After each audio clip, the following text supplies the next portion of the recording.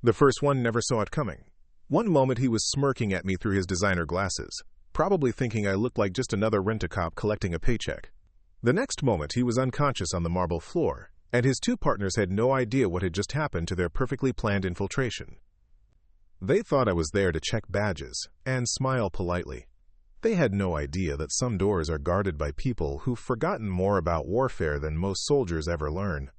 Before we jump back in, tell us where you're tuning in from, and if this story touches you, make sure you're subscribed, because tomorrow I've saved something extra special for you. My name is Elena Vasquez, and for the past 8 months I've been the evening security guard at the Meridian Research Institute in downtown Seattle. To anyone watching, I'm exactly what I appear to be, a middle-aged woman in an ill-fitting uniform, sitting behind a reception desk, checking identification cards and signing in visitors. I have graying temples that I don't bother to dye, reading glasses that hang from a chain around my neck, and sensible shoes that don't make noise when I walk. I drive a 10-year-old Honda Civic, pack my lunch in a brown bag, and say good morning to the same coffee cart vendor every day at exactly 7:45. What nobody knows is that I chose this job specifically. What nobody knows is that I've been watching, waiting, and preparing for something that most people pray never happens. What nobody knows is that the soft-spoken woman who reminds visitors to sign out when they leave spent 12 years in military intelligence, specializing in facilities protection and threat neutralization. Sometimes the most dangerous person in the room is the one nobody notices. The Meridian Research Institute occupies 15 floors of a gleaming glass tower that reflects the Seattle skyline like a mirror. During the day, it bustles with scientists, researchers, and administrative staff working on projects that range from pharmaceutical development to advanced materials research. The lobby is all polished stone and contemporary art, designed to impress visitors and reassure them that serious, important work happens here. Floor-to-ceiling windows face west toward Elliott Bay, and on clear days you can see the Olympic Mountains rising in the distance like ancient guardians. By 6 in the evening, when my shift starts, the building empties out except for a skeleton crew of night researchers and maintenance staff. The lobby becomes a cathedral of echoes, where footsteps sound different and conversations carry further than they should. The automatic doors still whoosh open with mechanical precision, but they frame darkness now instead of daylight. It's during these quiet hours that a building reveals its vulnerabilities, and it's during these quiet hours that certain people prefer to do their work. I've been expecting them for weeks. The first indication came through channels that don't officially exist. A pattern recognition algorithm flagged unusual satellite reconnaissance passes over the Meridian building. Then there were the 3 separate instances of sophisticated social engineering attempts against researchers' personal email accounts. Finally, there was the attempted breach of the building's network security that lasted exactly 47 seconds before being shut down, long enough to map the internal systems, not long enough to trigger standard corporate security protocols. Someone wanted something from the 14th floor, where Dr. Amanda Chen's team was developing synthetic compounds that could revolutionize everything from battery technology to cancer treatment. Someone with resources, patience, and the kind of professional expertise that doesn't come cheap. Someone who'd done their homework and put together a plan that accounted for standard security measures but hadn't accounted for me. The evening started like any other. Marcus Williams, the day shift supervisor, briefed me on the usual items. A water leak on the 7th floor that required maintenance access, 2 researchers staying late in the biochemistry lab, and a software update scheduled for the elevator system sometime after midnight. He handed me the clipboard with visitor logs and keycard exceptions, poured himself coffee from the pot that perpetually sat on the corner table, and settled into his routine of complaining about management decisions he had no control over. Marcus is a good man, competent at his job, but he thinks security means following procedures and filling out paperwork. He sees threats in terms of policy violations and insurance liability. He's never had to consider that sometimes the most dangerous visitors are the ones who know exactly how to follow all the right procedures. "Quiet night ahead," he said, adjusting his belt where his radio and flashlight hung like instruments of limited authority. "Building's nearly empty except for Chen's team upstairs. Should be routine." I nodded and gave him the smile I'd perfected over 8 months.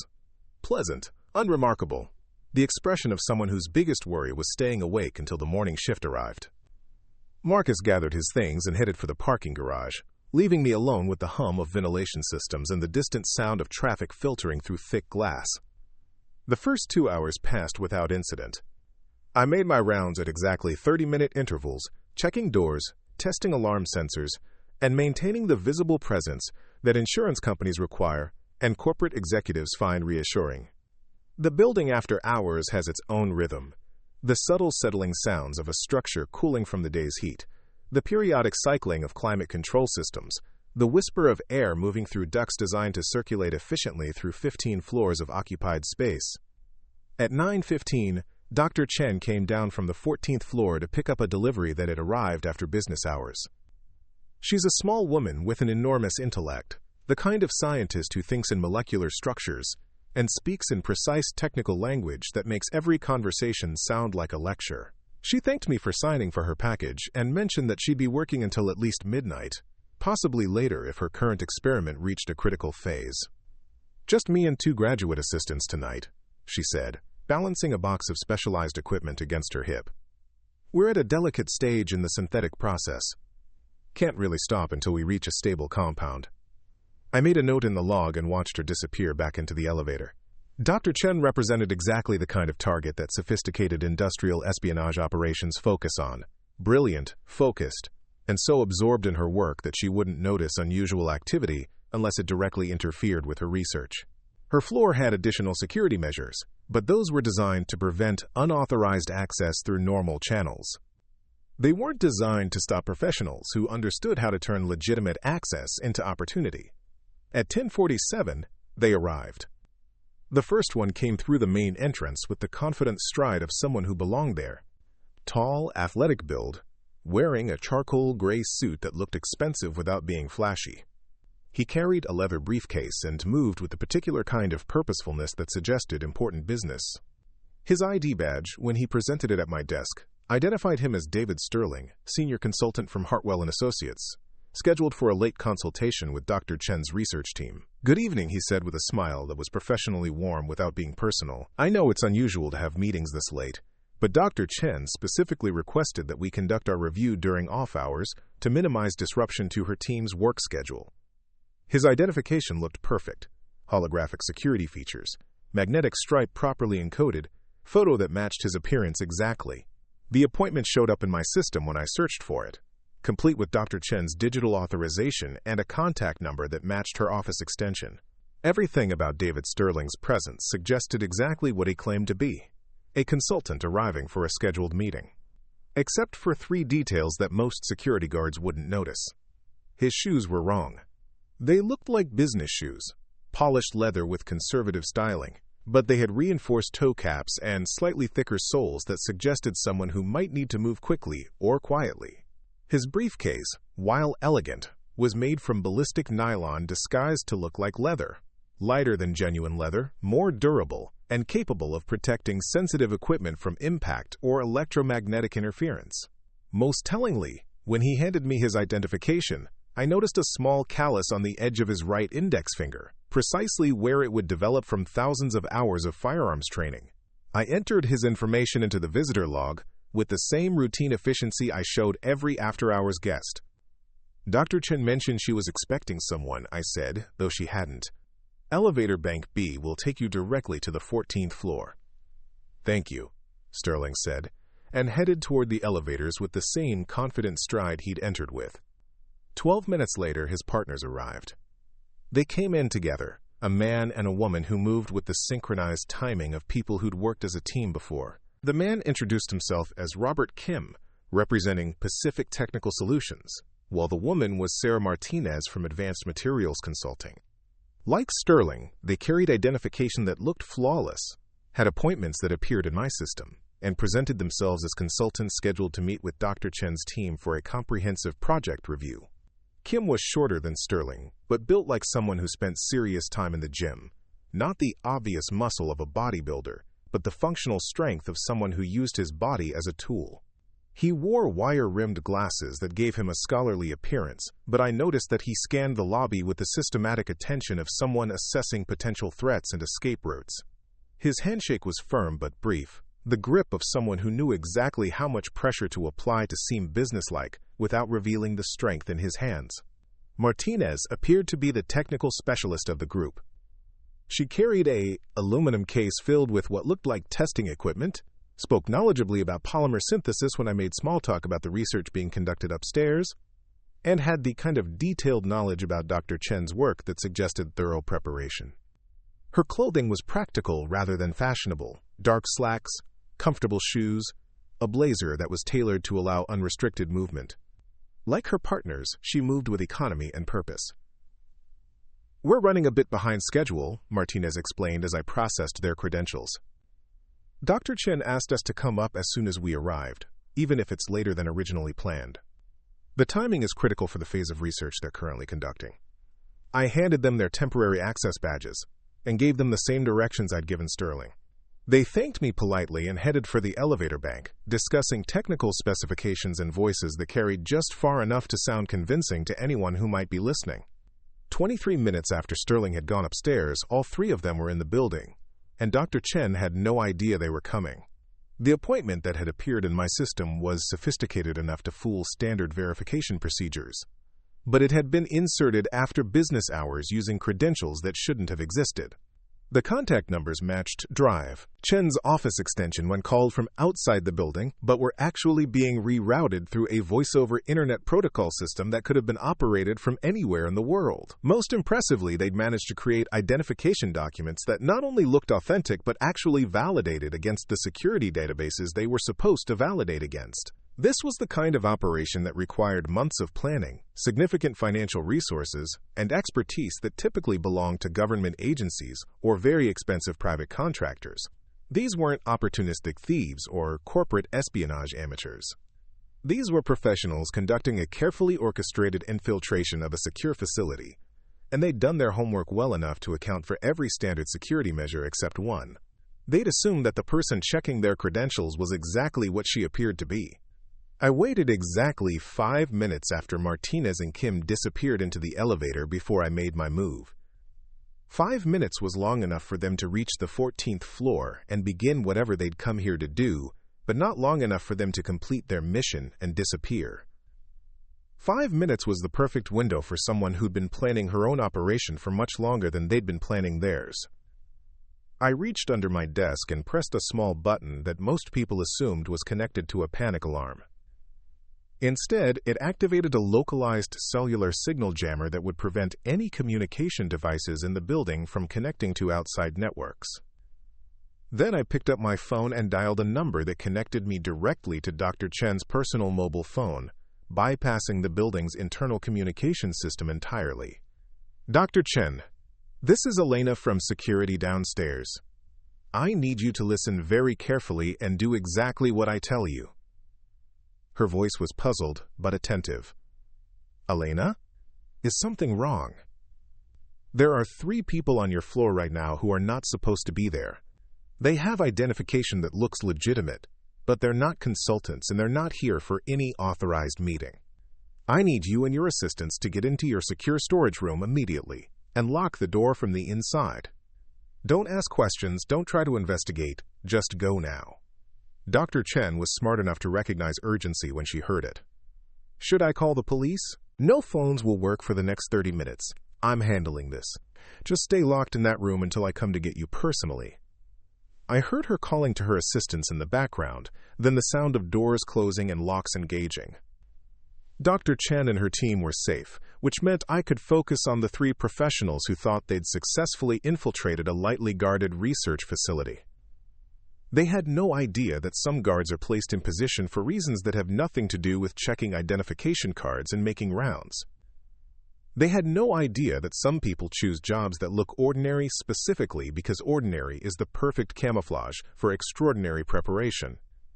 They had no idea that the woman they'd dismissed as a routine obstacle was about to teach them the difference between thinking you're the most dangerous person in the room and actually being the most dangerous person in the room. I stood up from my desk for the first time since they'd arrived, and for the first time in 8 months, I stopped pretending to be someone I wasn't. The elevator bank showed that all 3 cars were currently positioned at the 14th floor. Sterling, Kim, and Martinez were undoubtedly working together now, probably spreading out to search for Dr. Chen and her research, while maintaining communication through whatever encrypted devices they'd brought with them. They would be discovering right about now that their communications had gone dark, but professional operators always have contingency plans for technical difficulties. I opened a locked drawer in my desk and removed items that I'd hoped never to use in this building. A tactical knife with a ceramic blade that wouldn't trigger metal detectors. A small canister of military-grade pepper spray that could incapacitate someone in an enclosed space for up to 20 minutes. Most importantly, a modified security badge that would give me administrative access to every floor, every room, and every system in the building. The Meridian Research Institute had been designed with security in mind. But like most corporate facilities, its defenses were built around the assumption that threats would come from the outside. Internal surveillance was limited to common areas and sensitive laboratories. The stairwells, service corridors, and mechanical spaces that honeycombed through the building were monitored primarily by motion sensors that could be avoided by someone who understood their placement and coverage patterns. I'd spent 8 months learning every inch of this building. I knew which stairs creaked, which doors had faulty latches, which corridors offered the best sight lines and the most concealment. I knew the timing of the automated systems, the location of every emergency exit, and the specific vulnerabilities that wouldn't show up on any security assessment because they required someone to be physically present to discover them. More importantly, I knew something that Sterling, Kim, and Martinez didn't know. The 14th floor wasn't just Dr. Chen's research laboratory. It was also a testing ground for defensive systems that most commercial buildings don't require. I moved toward the service elevator that building maintenance used to transport equipment between floors. Unlike the passenger elevators that required keycard access and logged every trip, the service elevator operated on a manual override system that I could control without leaving any electronic record. The car arrived silently, its doors opening onto a space that smelled of industrial cleaning supplies and machine oil. The ride to the 14th floor took 43 seconds. During that time, I ran through tactical scenarios in my mind, considering the layout of Dr. Chen's laboratory, the probable positions of 3 experienced operators, and the advantages I possessed as someone defending familiar terrain against intruders who had relied on intelligence gathered from outside the building. Sterling would likely position himself as Overwatch, probably near the elevator bank, where he could monitor both the stairs and the main corridor. Kim would focus on finding Dr. Chen and her research, using his technical knowledge to bypass whatever security measures protected her most sensitive work. Martinez would be responsible for reconnaissance and communications, moving through the floor to map escape routes and ensure they weren't being surprised by unexpected security responses. They were good at what they did, but they were operating in an environment they'd studied from blueprints and satellite imagery. I was operating in a space I'd walked through hundreds of times, during day shifts and night shifts, during routine maintenance and emergency drills. They had superior numbers and professional equipment. I had terrain advantage and 8 months of preparation. The service elevator opened onto a maintenance corridor that ran parallel to the main hallway, but was separated from it by Dr. Chen's laboratory spaces. Through this corridor, I could move the length of the floor without being detected by anyone positioned in the primary access areas. More importantly, I could observe their movements through the interior windows that connected the laboratories to both the main corridor and the service areas. I could see Sterling immediately. He'd positioned himself at the intersection of the main corridor and the elevator bank, exactly where I'd predicted he would be. He was checking his phone repeatedly, probably trying to re-establish communication with his team or their outside support. His body language showed controlled frustration, professional enough to stay focused on his mission, but clearly concerned about the communication blackout that had begun the moment I activated the signal jammer. Kim was visible through the windows of Dr. Chen's primary laboratory, methodically searching through file cabinets and computer workstations. He'd found the secure storage room where Dr. Chen and her assistants were hiding, and I could see him examining the lock mechanism with the kind of attention that suggested he knew how to bypass electronic security systems.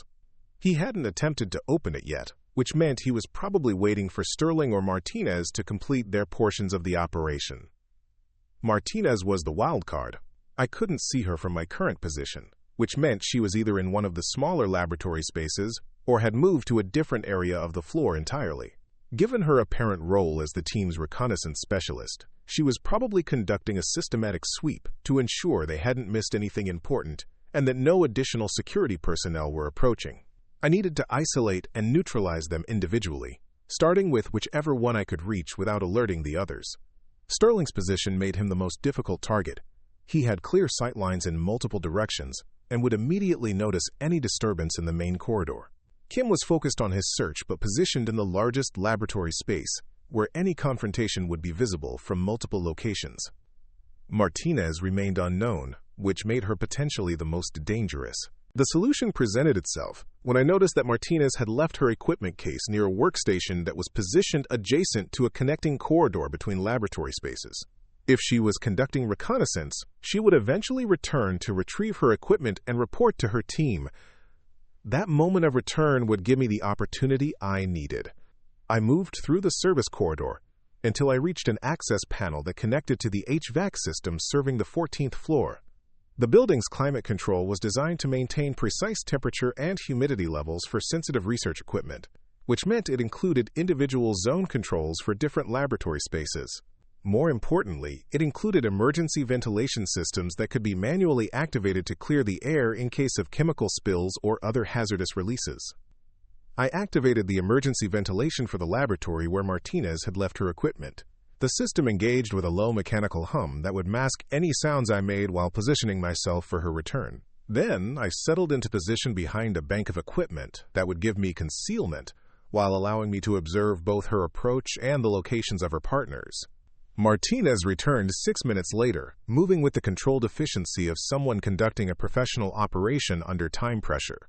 She entered the laboratory and moved directly toward her equipment case, pulling out what looked like a sophisticated electronic device designed to interface with computer systems or laboratory equipment. She was completely focused on her task, confident in her team's ability to maintain security, and unaware that anyone else was present in the laboratory. I moved behind her as silently as I'd learned to move through hostile territory 12 years earlier. The ceramic knife remained sheathed because I needed her unconscious, not dead, and I needed her to remain unconscious for long enough to deal with her partners. The pepper spray would work, but it would also create obvious evidence that someone had been neutralized, which would alert Sterling and Kim that they were facing active resistance. Instead, I used a technique that I'd learned in military training and refined through years of practical application. A properly applied sleeper hold can render someone unconscious in 8 to 12 seconds without causing permanent damage, provided you know exactly where to apply pressure and exactly when to release it. Martinez struggled for perhaps 3 seconds before her body went limp in my arms. I lowered her to the floor behind the equipment bank, where she wouldn't be immediately visible to anyone entering the laboratory. Her pulse was strong and steady, and she would regain consciousness in 15 to 20 minutes with nothing worse than a headache and some confusion about what had happened. Her equipment case contained exactly what I'd expected: electronic countermeasures, network access tools, and communication devices that would have allowed her team to monitor building security and coordinate their extraction. 1 down. 2 to go. Kim remained focused on the secure storage room where Dr. Chen was hiding. Through the laboratory windows, I could see him working methodically on the electronic lock system, with tools that suggested significant expertise in bypassing security measures. He'd made progress. The status lights on the lock mechanism had changed from red to amber, indicating that he'd successfully interfaced with the system and was working through whatever access codes or security protocols protected the room. Sterling had moved from his position near the elevator bank and was now conducting his own search through the smaller laboratory spaces adjacent to the main corridor. He was being systematic about it, checking each room thoroughly before moving to the next, but he was also moving toward the area where I'd positioned myself with Martinez's unconscious form. I had perhaps 5 minutes before Sterling's search pattern brought him to the laboratory where Martinez was hidden. I had perhaps 10 minutes before Kim successfully bypassed the secure storage room and gained access to Dr. Chen and her assistants.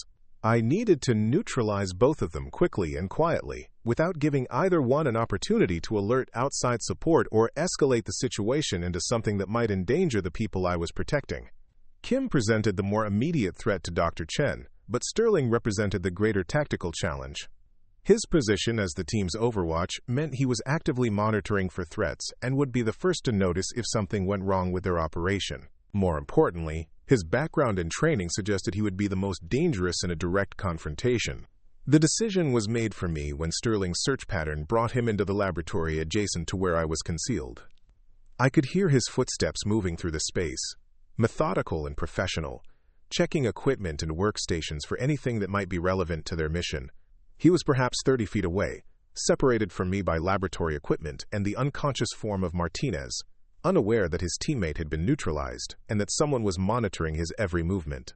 I waited until he moved to the far end of the laboratory, his back turned toward my position as he examined a bank of computer terminals. The pepper spray would work at this range, but it would also create a visible chemical cloud that Kim might notice from his position in the main laboratory. The tactical knife was an option, but it carried risks that I preferred to avoid unless absolutely necessary. Instead, I chose the same approach I'd used with Martinez, but modified for someone who was actively alert and potentially armed. Sterling was taller and more powerfully built than Martinez, which meant the sleeper hold would take longer to work and would require me to maintain control for a longer period. It also meant I needed to approach him in a way that would prevent him from calling out or signaling his partner.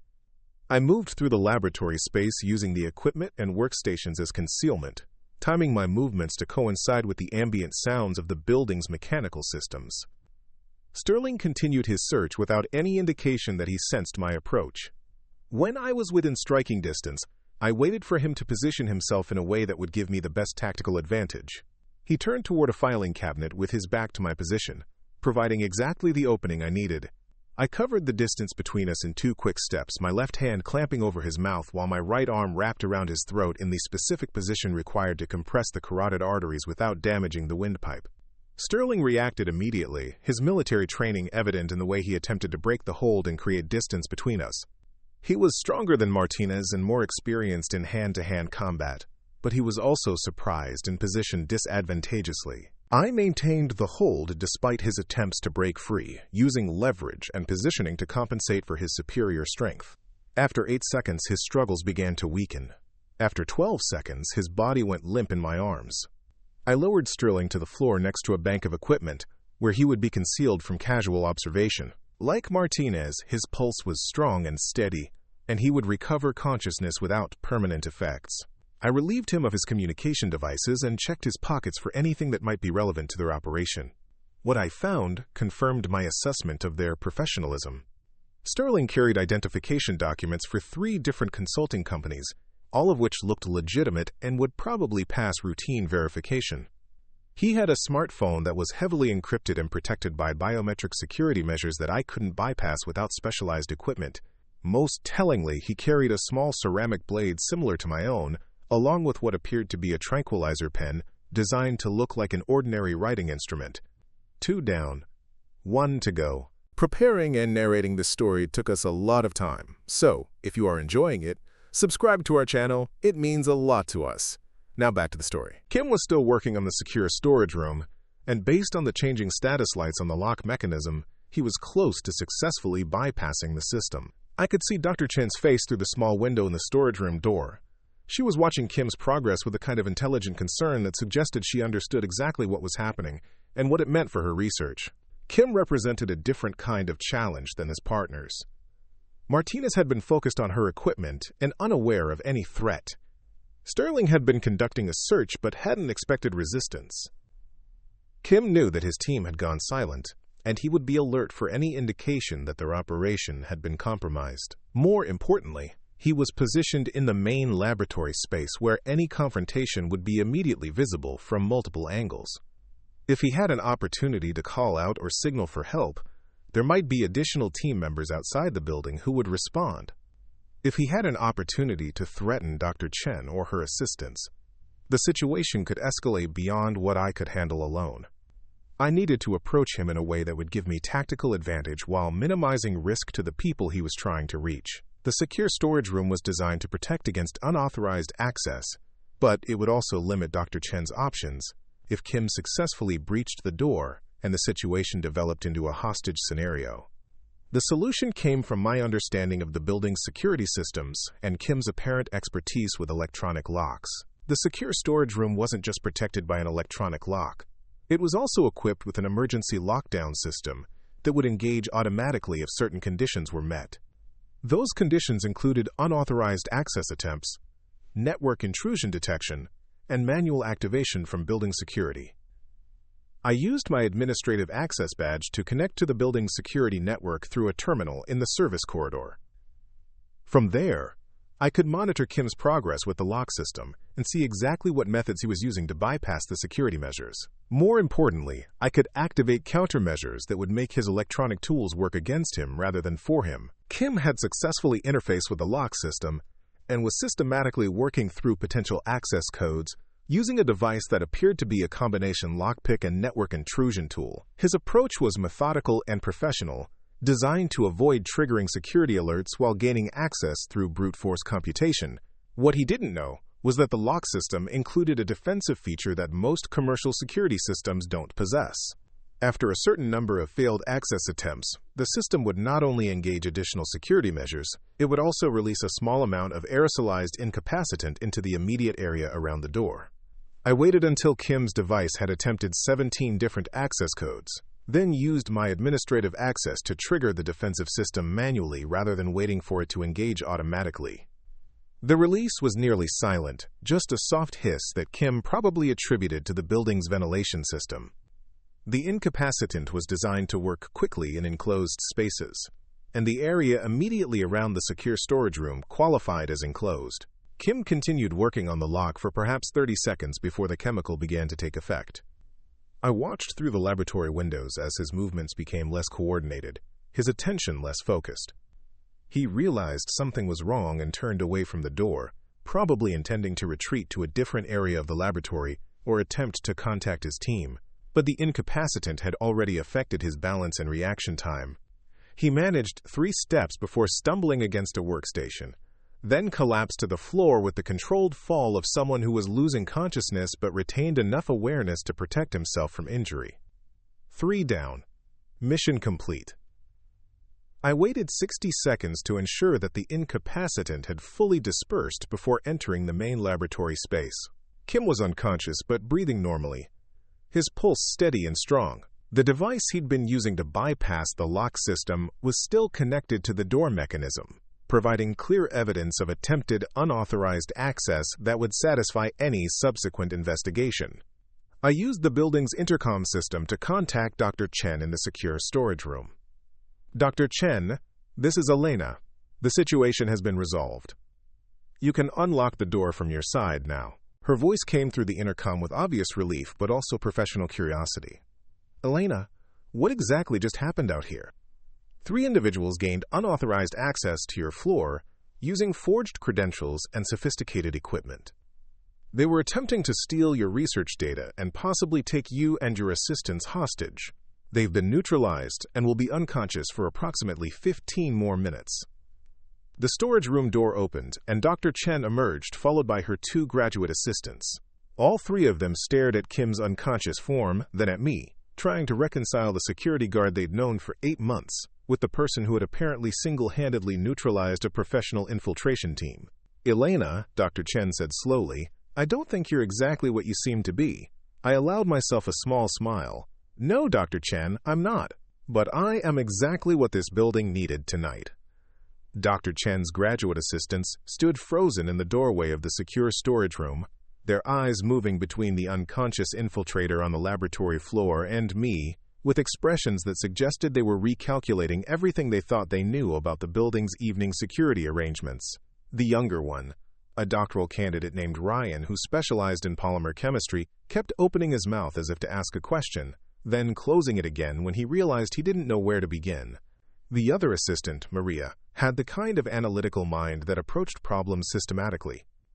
She was studying the scene with the same methodical attention she brought to her research, taking in details about Kim's position, the electronic device still connected to the storage room door, and the way I was standing with relaxed alertness that suggested this wasn't my first experience with unconscious intruders. Elena, Dr. Chen said carefully, using the tone of someone who was beginning to suspect that a fundamental assumption about reality had just shifted. How many people exactly did you say gained unauthorized access to this floor? 3, I replied, checking Kim's pulse and breathing one more time to ensure he was stable. 2 others are in adjacent laboratory spaces, all unconscious, all breathing normally, all secured. Ryan finally found his voice. You took down 3 professional infiltrators by yourself? I neutralized 3 individuals who were attempting to steal classified research and potentially harm Dr. Chen and her team, I said, making the distinction clear. Their level of professionalism was irrelevant to the outcome. Maria had moved to examine Kim's equipment more closely, careful not to touch anything but clearly fascinated by the sophistication of the electronic lock bypass device. This isn't standard criminal equipment, she observed. This is military-grade intrusion technology. Dr. Chen nodded slowly, pieces of a puzzle beginning to arrange themselves in her mind. Elena, I think it's time you explained exactly who you are and why you're really working as a security guard in this building. Before I could respond, the sound of approaching sirens became audible through the building's thick windows. I'd placed a call to federal authorities 20 minutes earlier, using a communication channel that bypassed normal emergency services and connected directly to agencies that specialized in industrial espionage and national security threats. The response time was exactly what I'd expected from people who understood that certain types of incidents required immediate and specialized attention. The people coming up those stairs aren't going to be regular police officers, I told Dr. Chen and her assistants. They're federal agents who specialize in this type of situation. They're going to want to interview all of you, document everything that happened, and probably place restrictions on what you can discuss about tonight's events. Dr. Chen studied my face with the same intensity she brought to analyzing molecular structures. You called them before the situation was resolved. You called them while those 3 people were still active threats. That suggests you were confident in your ability to handle the situation. And it suggests you have direct access to federal law enforcement channels that most security guards don't possess. I had to admit that Dr. Chen's deductive reasoning was as sharp as her scientific methodology. Yes, I said simply. The elevator at the far end of the corridor chimed softly, and I could hear the measured footsteps of multiple people moving with purpose through the main hallway. The federal response team had arrived with the kind of quiet efficiency that suggested they'd done this before and understood the importance of controlling the scene quickly and thoroughly. Agent Sarah Mitchell appeared in the laboratory doorway first, her credentials already visible, and her eyes taking in the scene with professional assessment.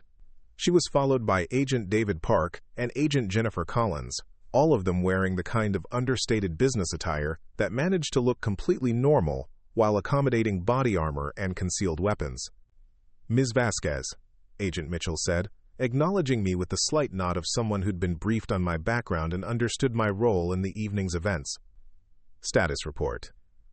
3 suspects neutralized and secured, I replied, falling automatically into the concise reporting style that I hadn't used in 8 months but that came back like muscle memory.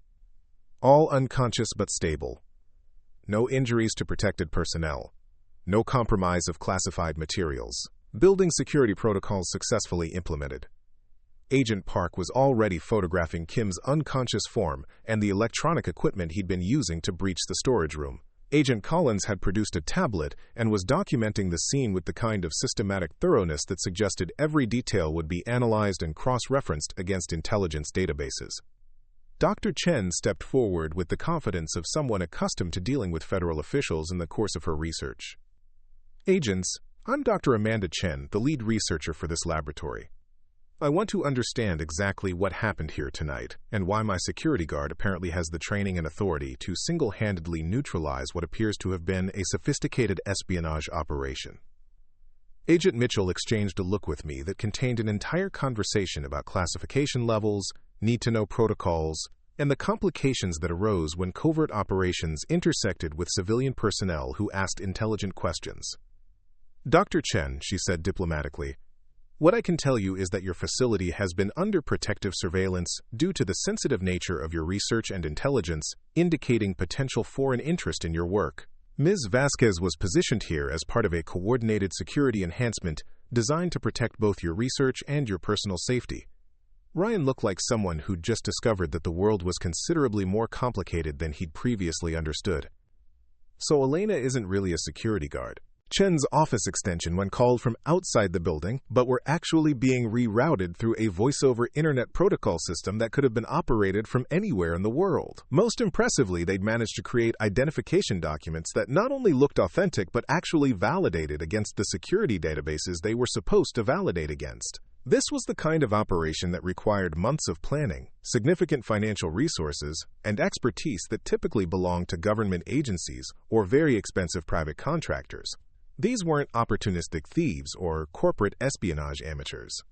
These were professionals conducting a carefully orchestrated infiltration of a secure facility, and they'd done their homework well enough to account for every standard security measure except one. They'd assumed that the person checking their credentials was exactly what she appeared to be. I waited exactly 5 minutes after Martinez and Kim disappeared into the elevator before I made my move. 5 minutes was long enough for them to reach the 14th floor and begin whatever they'd come here to do, but not long enough for them to complete their mission and disappear. 5 minutes was the perfect window for someone who'd been planning her own operation for much longer than they'd been planning theirs. I reached under my desk and pressed a small button that most people assumed was connected to a panic alarm. Instead, it activated a localized cellular signal jammer that would prevent any communication devices in the building from connecting to outside networks. Then I picked up my phone and dialed a number that connected me directly to Dr. Chen's personal mobile phone, bypassing the building's internal communication system entirely. Dr. Chen, this is Elena from security downstairs. I need you to listen very carefully and do exactly what I tell you. Her voice was puzzled, but attentive. Elena? Is something wrong? There are 3 people on your floor right now who are not supposed to be there. They have identification that looks legitimate, but they're not consultants and they're not here for any authorized meeting. I need you and your assistants to get into your secure storage room immediately and lock the door from the inside. Don't ask questions, don't try to investigate, just go now. Dr. Chen was smart enough to recognize urgency when she heard it. Should I call the police? The lock bypass device would be analyzed by technical specialists who would attempt to determine its origin, capabilities, and whether similar devices have been used in other incidents. The investigation would expand to include examination of any other research facilities that might have been targeted by the same organization. Dr. Chen, I said, your research really is that important. What you're developing here has applications that go far beyond commercial battery technology or medical treatments. In the wrong hands, your synthetic compounds could revolutionize military technology in ways that would shift global power balances. She absorbed this information with the kind of thoughtful consideration that characterized her approach to complex problems. I've always known that my work had potential military applications, but I chose to focus on civilian benefits because I believed that was where it could do the most good for the most people. That choice is exactly why you were targeted, Agent Mitchell explained. Organizations that want to weaponize your research would prefer to steal it rather than develop it independently. Your ethical approach to the work makes you a more attractive target than researchers who might be willing to collaborate on military applications voluntarily. The implications were beginning to register with Maria and Ryan as well. Their research, which they'd approached as purely academic work with potential commercial applications, was apparently valuable enough to attract the attention of foreign intelligence services and sophisticated enough to warrant federal protection that included placing trained operatives in positions where they could respond to exactly the kind of threat they'd encountered tonight. Elena, Dr. Chen said, turning to face me directly, what's your real background? And please don't give me another diplomatic non-answer about being a security professional. I looked at Agent Mitchell, who gave me a barely perceptible nod that suggested I had authorization to provide Dr. Chen with at least some of the information she was requesting.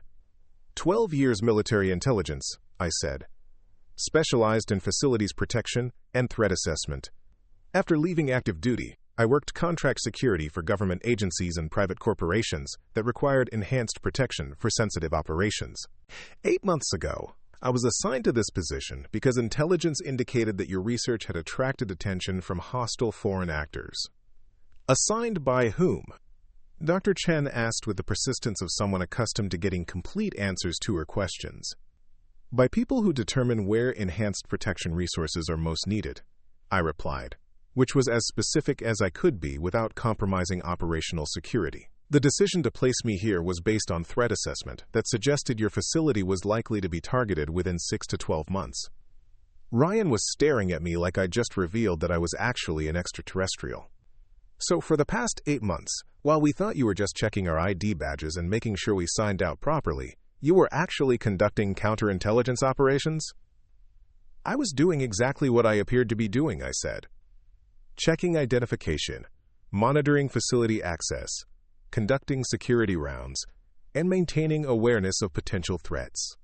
Tonight was the first time the situation required me to do anything beyond routine security duties. Maria had the expression of someone who was retrospectively reviewing 8 months of interactions and recalibrating them based on new information. You knew this was going to happen. I knew something like this was probable, I corrected. The specific timing, methods, and personnel were unknown, but the basic threat profile was exactly what we encountered tonight. 3 to 5 operatives, sophisticated access credentials, technical expertise sufficient to bypass standard security measures, and focus on Dr. Chen's research data rather than general corporate espionage. Agent Collins had finished her scene documentation and was coordinating with building security to review surveillance footage from the past several hours. The electronic evidence would be crucial for understanding how Sterling, Kim, and Martinez had gained access to the building and whether they'd had assistance from internal sources or had relied entirely on external intelligence gathering. The communication jamming you implemented, Agent Mitchell said to me, how long will it remain active? I checked my watch and calculated the timing of the various phases of the evening's operation. Another 12 minutes. After that, all communication systems will return to normal function automatically. Good. We'll want to monitor any attempts at external contact during the initial recovery period. If tonight's team was part of a larger operation, their handlers will expect status reports at predetermined intervals. Dr. Chen had moved to one of her computer workstations and was checking to ensure that her research data remained secure and uncompromised. Her assistants were helping her verify that nothing had been accessed, copied, or altered during the brief period when Kim had been working on bypassing the storage room security. Everything appears to be intact, she reported after several minutes of systematic checking. Whatever they were planning to steal, they didn't have time to accomplish it.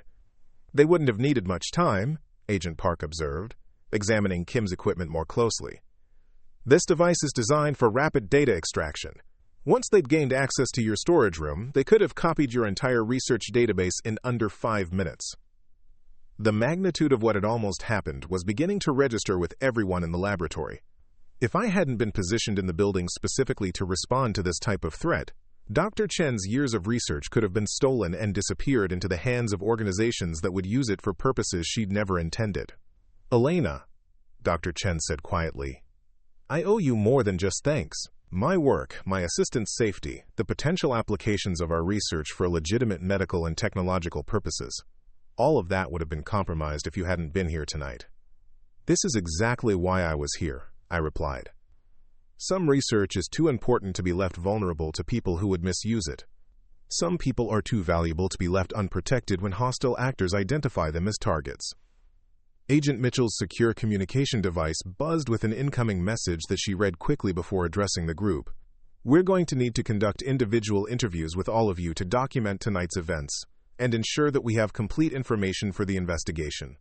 Dr. Chen, your assistants will need to be debriefed separately to maintain the integrity of their testimony. Maria raised her hand tentatively, like a student in a classroom. Are we going to be in any danger from retaliation or follow-up attempts? Enhanced security protocols will remain in place indefinitely, Agent Collins assured her. What happened tonight demonstrates that the threat to this facility and Dr. Chen's research is real and ongoing. The response will be proportional to the threat level. Ryan looked around the laboratory, taking in the unconscious infiltrator, the federal agents documenting evidence, and the security guard who'd turned out to be a trained counterintelligence operative. Is this what happens at other research facilities? Are there other Elenas protecting other scientists? Agent Mitchell smiled slightly. There are security professionals positioned where they're needed most. Dr. Chen's facility isn't unique in requiring enhanced protection, but the specific circumstances of tonight's incident were particular to the value of her research and the sophistication of the organizations interested in acquiring it. I could hear stirring sounds from the adjacent laboratory spaces where Martinez and Sterling were beginning to regain consciousness. Their recovery was proceeding exactly as I'd expected, gradual return of awareness without immediate recollection of how they'd been neutralized. We should secure the other two before they're fully alert, I suggested to Agent Mitchell. She nodded and gestured to Agent Park, who produced restraints designed for suspect custody and followed me toward the laboratory where Martinez was hidden behind the equipment bank. She was conscious but disoriented, her eyes focusing slowly as she tried to understand her current situation. "Federal agents," Agent Park announced, showing his credentials. "You're under arrest for espionage, breaking and entering, and conspiracy. You have the right to remain silent." Martinez's training was evident in the way she immediately stopped struggling and adopted the passive compliance that professional operatives use when they're captured and need to preserve options for later extraction or negotiation. Sterling exhibited the same behavior when we secured him several minutes later. Within an hour, all 3 infiltrators had been removed from the building in federal custody. Their equipment had been collected as evidence, and the laboratory had been restored to something approaching normal appearance. Dr. Chen and her assistants had provided their statements to the federal agents and had been briefed on the security protocols that would remain in place to prevent future incidents. As the federal response team prepared to leave, Agent Mitchell approached me with the kind of expression that suggested the evening's events had been satisfactory but not concluded. "Excellent work tonight," she said quietly. "Clean neutralization, no injuries, complete preservation of the research data, and valuable intelligence about the sophistication of the threat facing this facility." "It's what I was positioned here to do," I replied. "Washington wants to know if you're interested in similar assignments. Tonight demonstrated that our assessment of your capabilities was accurate, and there are other facilities that could benefit from the same kind of enhanced protection." I considered the offer carefully. 8 months of pretending to be an ordinary security guard had been necessary preparation for tonight's events, but it had also been a reminder of why I'd chosen to work in positions where I could use my actual skills, rather than hiding them behind routine duties. "I'll think about it," I said finally. After the federal agents departed with their prisoners and their evidence, the building settled back into the quiet rhythm of late-night operations. Dr. Chen's research team returned to their work with the subdued focus of people who'd just experienced a reminder that their scientific endeavors existed within a larger context of international competition and strategic interests. I resumed my position at the security desk in the lobby, but everything had changed. Dr. Chen and her assistants knew who I really was and why I was there. The building's security systems had been tested under actual threat conditions and had performed exactly as designed. Most importantly, the evening had demonstrated that sometimes the most effective protection comes from people who understand the difference between looking harmless and being harmless. At 2 a.m, Dr. Chen came down to the lobby carrying 2 cups of coffee and the expression of someone who had questions that couldn't wait until morning. "I keep thinking about what you said earlier," she began, settling into a chair across from my desk. "About some people being too valuable to be left unprotected. About some research being too important to be left vulnerable." I accepted the coffee gratefully and waited for her to continue. "For 8 months, I thought I was working on compounds that might help develop better batteries or more effective cancer treatments. Tonight I learned that my work is apparently significant enough to attract foreign espionage operations and warrant federal protection. I'm having trouble reconciling those 2 perspectives." "Your research is exactly what you think it is," I said. "The potential applications for better energy storage and medical treatments are real and valuable, but those same properties that make your compounds useful for civilian purposes also make them interesting to organizations that think about military applications." Dr. Chen nodded slowly. "And you've been watching for those organizations for 8 months. I've been prepared to respond if they showed interest in your work. Tonight they did." "Will they try again?" "Different organizations might try different approaches," I said honestly.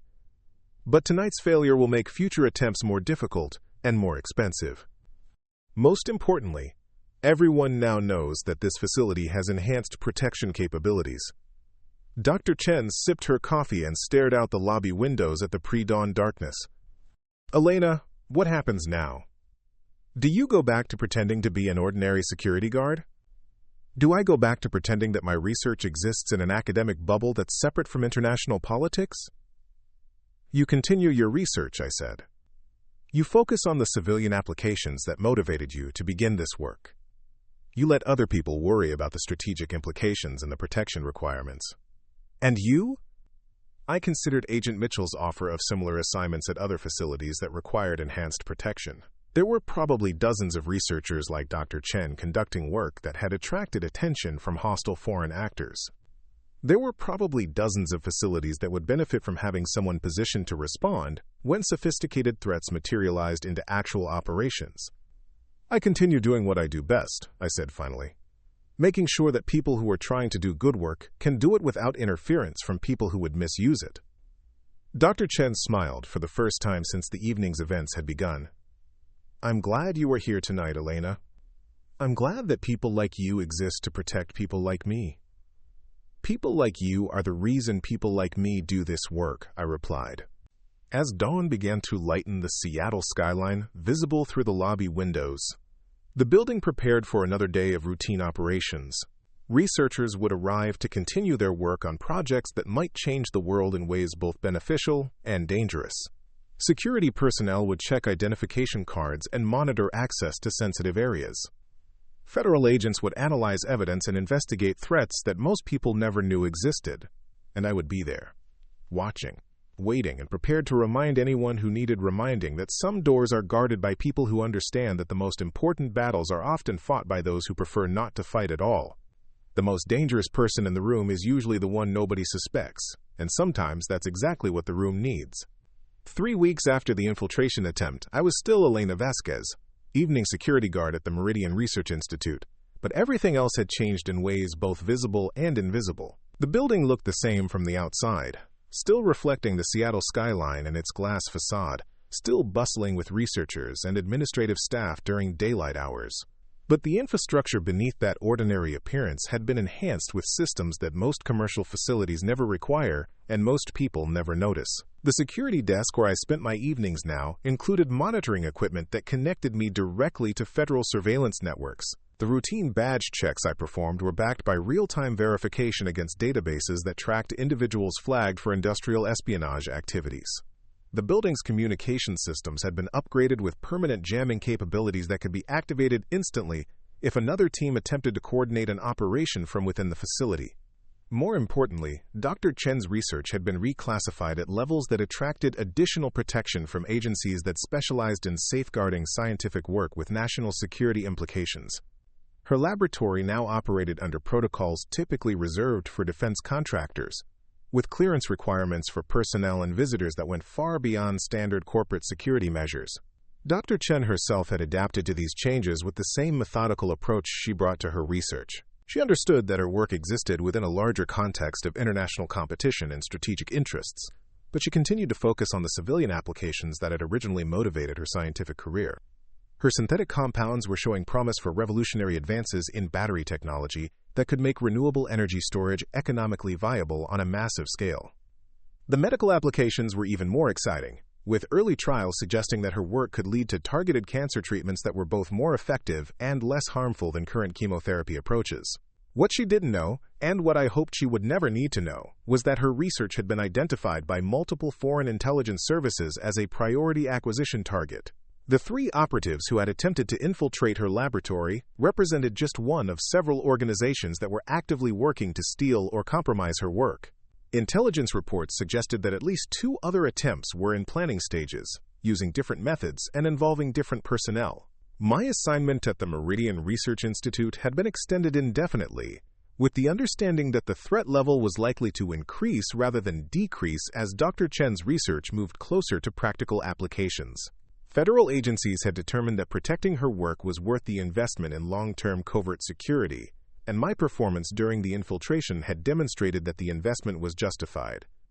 The 3 captured operatives had been processed through federal custody and were now serving sentences in facilities designed for individuals convicted of espionage against the United States.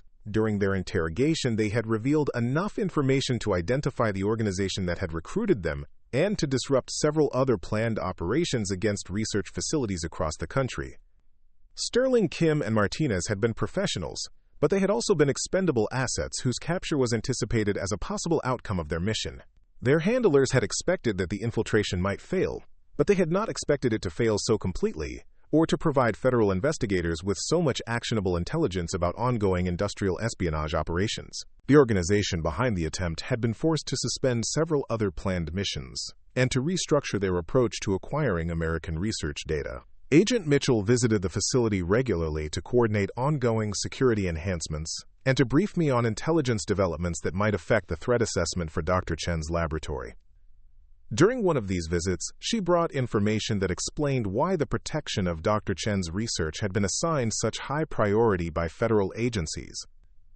What she's developing isn't just about better batteries or more effective cancer treatments, Agent Mitchell explained during a private briefing in the building's secure conference room. Her synthetic compounds could revolutionize energy storage in ways that would make the United States completely independent of foreign oil imports within a decade. They could also lead to medical treatments that would render entire categories of disease obsolete.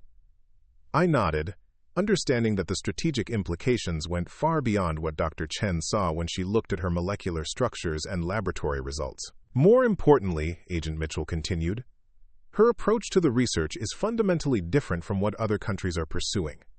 She's focused on compounds that can be manufactured using sustainable methods and materials that don't require rare earth elements controlled by hostile nations. If her work succeeds, it doesn't just advance American technology, it provides technological independence. The conversation helped me understand why protecting Dr. Chen required more than just preventing the theft of her current research data. It required ensuring that she could continue her work without interference, that her methods remained proprietary to American interests, and that any practical applications were developed through channels that maintained strategic advantages for the United States. My role had evolved beyond responding to immediate threats. I was now part of a comprehensive security framework designed to create an environment where Dr. Chen could pursue her research without needing to consider the broader implications of her work. She could focus on the science while other people managed the strategic protection requirements. The evening routine at the Meridian Research Institute had settled into a new normal that accommodated enhanced security measures without obviously disrupting the building's operations. Dr. Chen's research team had grown accustomed to additional clearance requirements and periodic security briefings. The building's administrative staff had adapted to federal oversight of visitor access and communication monitoring. Most importantly, everyone had developed a heightened awareness of security protocols without becoming paranoid about potential threats. Dr. Chen continued her habit of bringing coffee down to the lobby during late evening hours when her research required extended laboratory time. Our conversations had evolved beyond casual workplace interactions into discussions about the intersection of scientific research and national security considerations. She asked thoughtful questions about the protection requirements for her work and demonstrated a sophisticated understanding of why her research attracted attention from foreign actors. I've been thinking about something you said 3 weeks ago, she told me during one of these evening conversations, about some research being too important to be left vulnerable. I understand that concept intellectually, but I'm still adjusting to the reality that my work exists within that category. Your research has always existed within that category, I replied. The only thing that's changed is that the potential applications are becoming clear enough for other people to recognize the strategic value of what you're developing. Dr. Chen nodded slowly, stirring sugar into her coffee with the precise movements that characterized everything she did. I chose to focus on civilian applications because I wanted my work to benefit as many people as possible. I'm still committed to that goal, but I'm beginning to understand that protecting the research is necessary to ensure that those benefits actually reach the people who need them. Exactly, I said. If your compounds are stolen by organizations that want to weaponize them or use them to maintain strategic advantages over the United States, the civilian benefits you're working toward become irrelevant. Protection isn't about limiting the applications of your research. It's about ensuring that you retain control over how those applications are developed and implemented. Our conversations revealed that Dr. Chen had been thinking carefully about the broader implications of her work and had reached conclusions that aligned with the federal assessment of her research's strategic importance. She understood that protecting her work served humanitarian goals as well as national security interests. During the 4th week after the infiltration attempt, Agent Mitchell brought news that demonstrated why the enhanced security measures were justified. Intelligence sources had identified 2 additional organizations that were actively planning operations against facilities conducting research similar to Dr. Chen's work. One group had been traced to state-sponsored actors from a country that was aggressively pursuing technological advantages in energy storage and medical applications. The other appeared to be a commercial espionage operation funded by multinational corporations that wanted to acquire advanced research without investing in their own development programs. The threat isn't diminishing, Agent Mitchell explained during our briefing. If anything, it's escalating as word spreads through intelligence networks that American researchers are making breakthrough progress in areas that other countries consider strategically critical.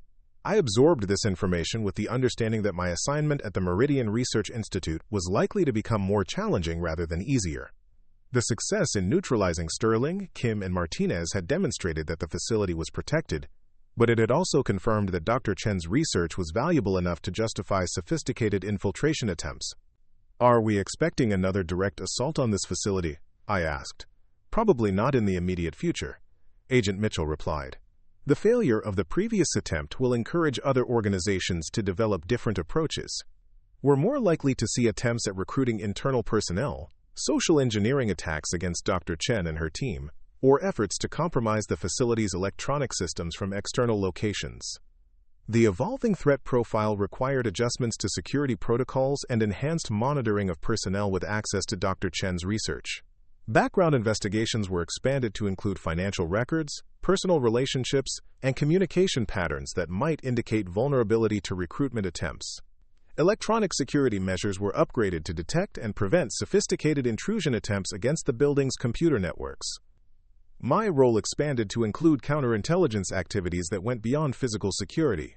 I began monitoring for signs that personnel might be under pressure from outside actors, conducting discreet surveillance of individuals who had access to sensitive information, and coordinating with federal agents who were tracking the activities of known industrial espionage organizations.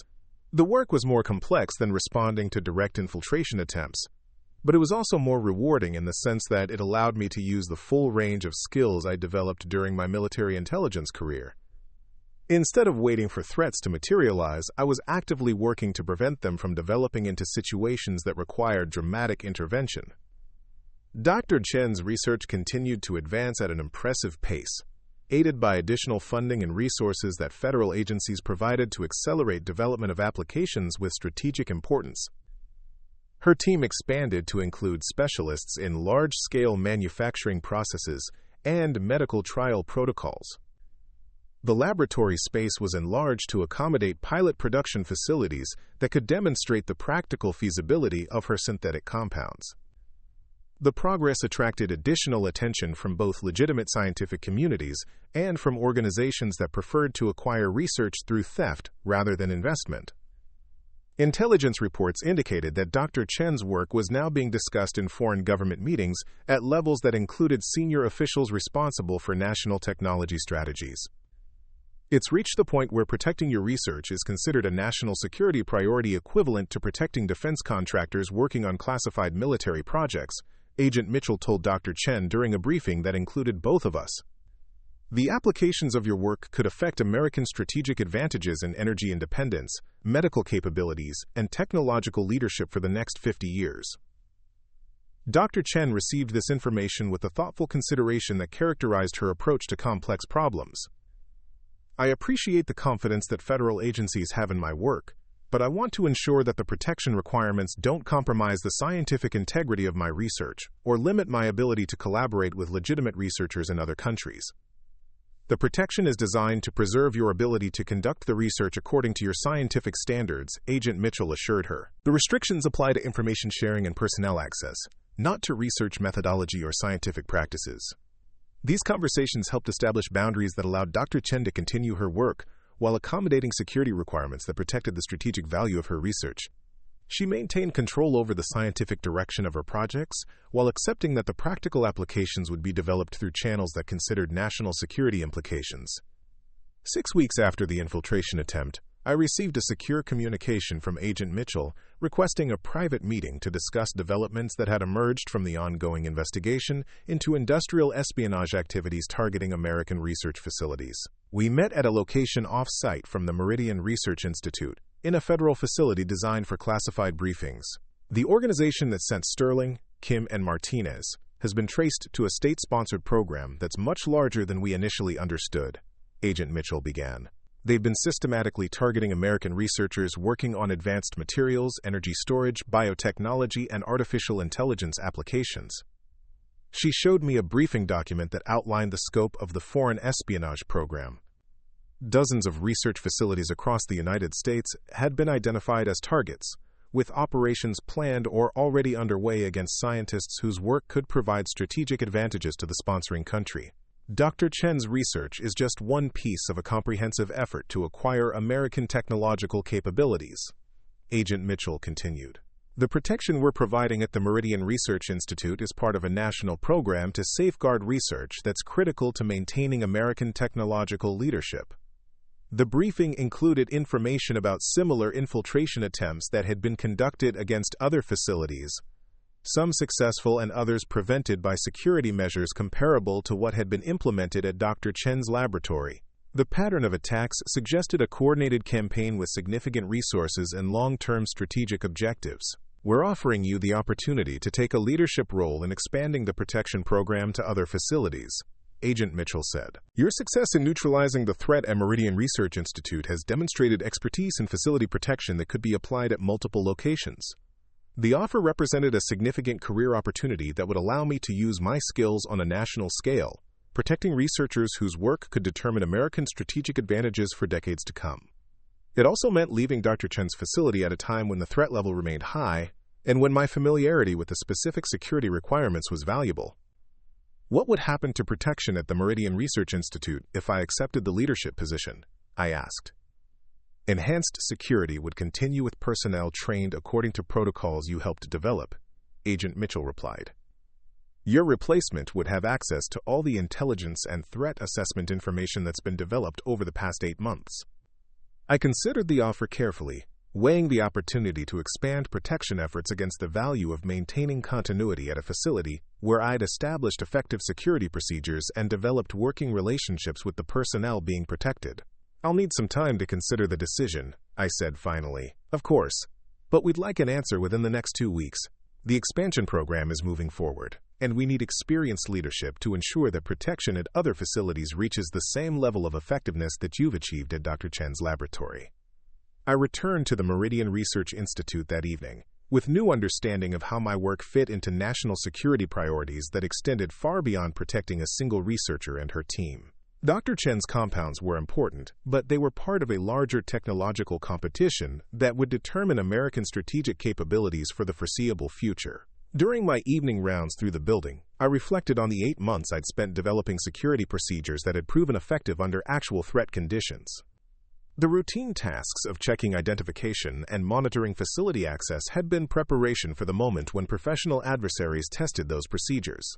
The success in neutralizing Sterling, Kim, and Martinez had validated the approach, but it had also demonstrated that the threat was ongoing and evolving. Dr.